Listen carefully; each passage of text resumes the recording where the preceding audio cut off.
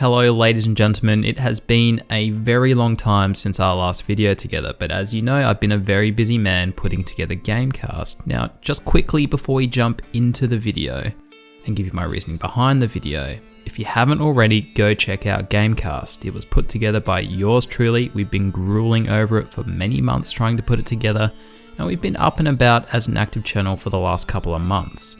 We focus predominantly at the moment on the channel with news, reviews, first impressions, podcasts, and a few bits and pieces of other content sprinkled in throughout the week.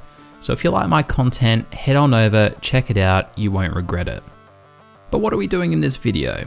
Well, as you know, I've been absent for quite some time, but there have been a few topics I've wanted to cover along the way, and it's actually quite recently, today in fact, that a topic really grabbed my interest, and I was like, you know what, I have a very rare spare day and I have a free afternoon, so let's give a video a crack. Now what sparked me into action today was actually Over the Edge, who's also a Gamecast member, and if you haven't checked him out, I highly recommend it.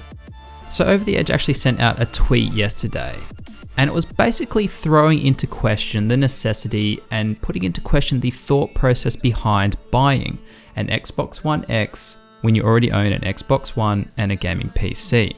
Now I'm not here to fling mud at Over the Edge in any way, shape or form. I couldn't respect his opinion and thoughts anymore. I'm purely here to try and fathom that very thought process myself. And to do that, I'm going to give you my perspective and my opinion, and we'll go from there. So I actually fall into the camp of owning both an Xbox One and a fairly beefy gaming PC. So I feel I might be able to at least give a little bit of perspective from someone who owns both a gaming PC and an Xbox One, and perhaps answer Over the Edge's question from at least my point of view anyway. Now the value proposition of a console for me, price aside and all that, is comfort.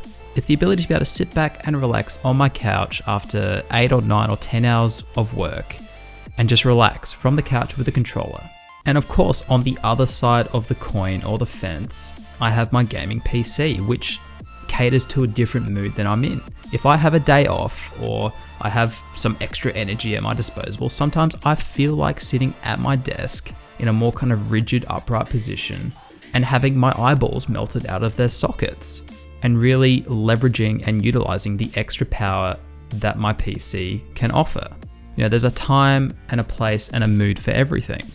And I feel that owning a beefy gaming PC and a console cater to both my gaming habits. Now, having said all of this, if I had disposable income, I would consider picking up an Xbox One X if I could get something that's close to PC quality in terms of graphical fidelity and resolution. I would consider it. I would consider buying an Xbox One X if it meant I could take that experience to the couch. Do I need to do that? Of course not. Do I need to drink coffee in the morning? No. I do it because there's a want.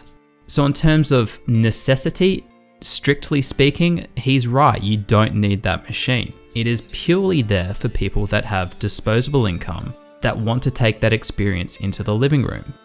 That's my perspective, I guess, on whether it could exist or if there's a need or a want for people that already own a gaming PC and an Xbox One. But what about everybody else? What about the people that don't own an Xbox One? Maybe they own just a PC, or they own a PS3 or a PS4.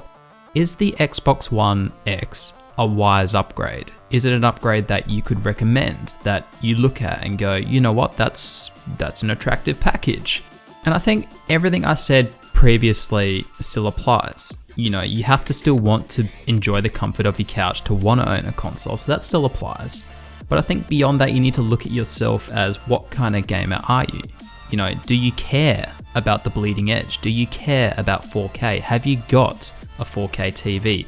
Are you content with just being a 1080p gamer? And the other thing you need to factor in is, how long will the existing install base of PS4 and Xbox Ones be supported beyond the PS4 Pro and the Xbox One X? Will they get left in the dust sooner than later?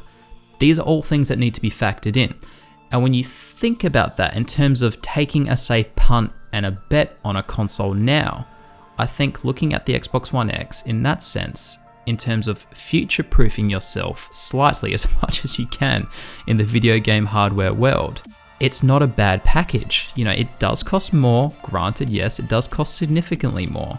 But you know, you could still wait and hedge your bets for a few months and see what happens with the price. In terms of making the jump, there's not a better option at the moment.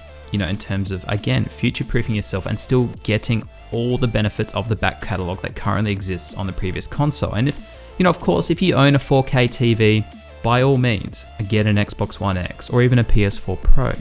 I think there is a space within the market. You know, people have shown that they do count pixels, they count frame rate, they count resolution. You know, whether or not there's a need for it, there's certainly a want. And if there's a want, you're going to get it. And I think in terms of making the jump to a new console, it's a very safe gamble and a safe bet to make, the Xbox One X. But do we need it? No, we don't need anything. Like, it goes back to what I said previously. I don't need my 3 cups of coffee every morning. I didn't need to eat that schnitty I ate yesterday. Definitely didn't need to eat that. It all comes back to want, doesn't it? But as always, guys, let me know what you think down below. Is the Xbox One X a need or a want? Is it both? Does it matter? Is it the right time for Microsoft to be pulling the trigger on a 4K box? Let me know what you think down below, guys, and as always, please remember to rate, comment, and subscribe. My name is Sully, this is One Guy's Opinion, and I'll talk to you in the next video.